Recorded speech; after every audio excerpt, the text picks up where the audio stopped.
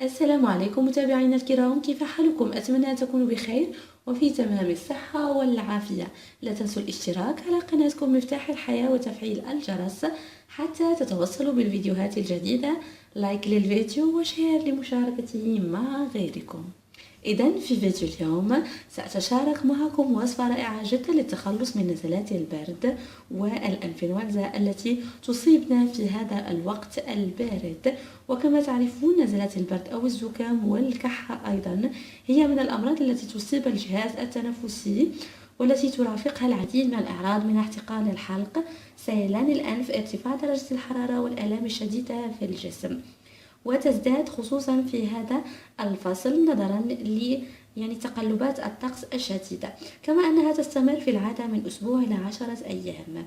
لذلك يلجأ العديد منكم إلى استخدام العديد من الطرق للتخلص منها، سواء كانت طبعا عبر اللجوء للأدوية الطبية أو للعلاجات المنزلية الطبيعية.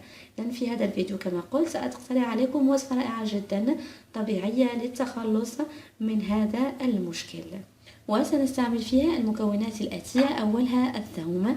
كما تعرفون الثوم من الأطعمة التي تحتوي على خصائص مضادة للأكسدة والميكروبات والفيروسات، كما أنه يعد من المضادات الحيوية.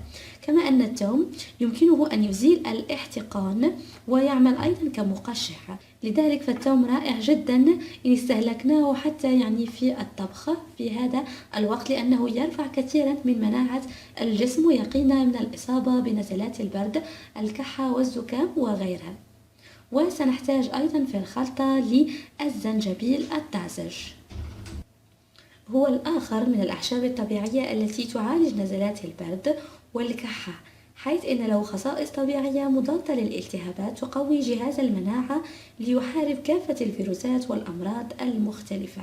وسنحتاج أيضا في هذه الوصفة لكوب من الحليب، يعني كوب متوسط من الحليب. هو الآخر يحتوي على العديد من الفيتامينات، وأيضا يحتوي على فيتامين د الذي يرفع من مناعة الجسم. إذا هذه هي المكونات. لنمر الآن لعمل هذه الوصفة. إذا سنحتاج لكسرولة لأننا سنقوم بغلي هذه المكونات. سأضع أولا الحليب،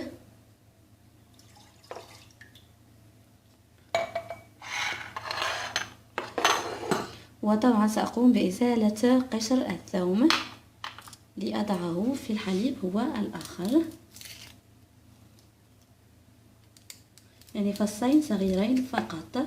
كما تعرفون هو قوي جدا.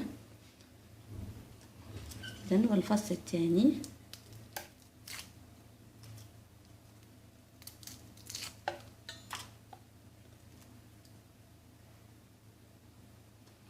وطبعا سنحتاج لقطعة من الزنجبيل الطازج. سأقوم بإزالة هذا الجزء أولا، وسأخذ شريحة رقيقة من الزنجبيل. لأن هي شريحة رقيقة كما قلت فقط. سأضعها مع الحليب والثوم، والآن سأقوم بوضع الكل على النار. وكما قلت نضعها على النار حتى تصل لدرجة الغليان.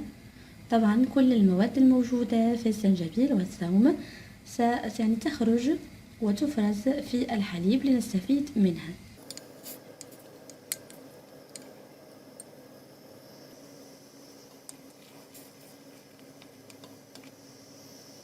بعد إزالة الكل من على النار نقوم بتصفيته للحصول على الحليب فقط،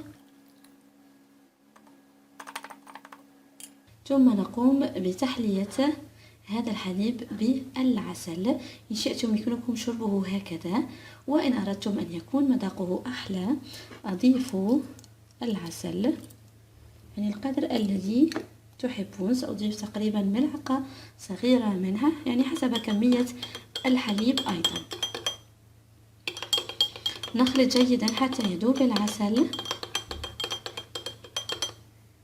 وبعد ذلك نتناول هذا الشراب، يعني يجب أن يكون ساخن نوعا ما حتى نستفيد منه. يمكنكم تكرار هذه العملية 3 مرات في اليوم، صباحا قبل الإفطار، وأيضا قبل الغداء، وأيضا قبل العشاء، وبالتحديد قبل الخلود للنوم حتى نستفيد أكثر من هذا الشراب.